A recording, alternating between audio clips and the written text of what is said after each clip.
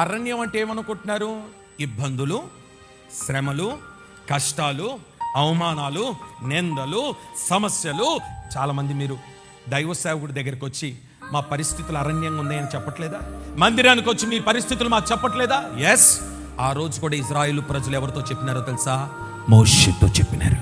అయ్యా మా పరిస్థితి బాగాలేదయ్యా, దాహం వేస్తుంది, నీళ్ళేవయ్యా. ప్రభువా వీళ్ళకి దాహం వేస్తుందంటే ఏం చేయమంటావు? ఎందుకు భయపడుతున్నావు మోషే?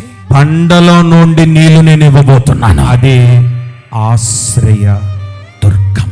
ఎవరి దగ్గరికి వెళ్ళి మోకరించి చేయి జాపొద్దు, ఎవరి దగ్గరికి వెళ్ళి దండం పెట్టొద్దు, ఎవరిని బతిమలాడొద్దు, ఎవరి దగ్గరికి వెళ్ళి అడుక్కోవద్దు. నా దేవుడు బిచ్చగాడు కాదు, నువ్వు భిక్షగాడివి కాదు. మన తండ్రి ఐశ్వర్యవంతుడు.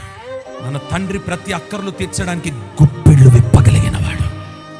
ఆశ్రయ దుర్గమైన బండ దగ్గరకు వచ్చి బండతో మాట్లాడు. బండని దాహం తీర్చబోతుంది.